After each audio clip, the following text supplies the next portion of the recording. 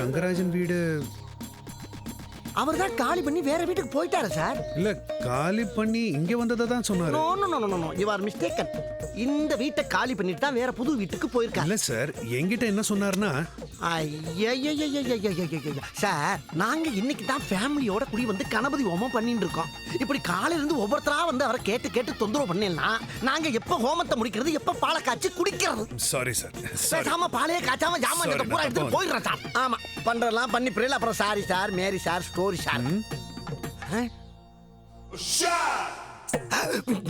அவர் photo இங்க இருக்கே. அது எடுத்து வைக்க மறந்துட்டானுங்க சார். மறந்துட்டானுங்களா சார்? மறந்துட்டாரு சார். Why torture me. ஒரே டிபிக்கல் இருக்கு. ஓமமே முடிக்க முடியாது போல இருக்கு. போங்க.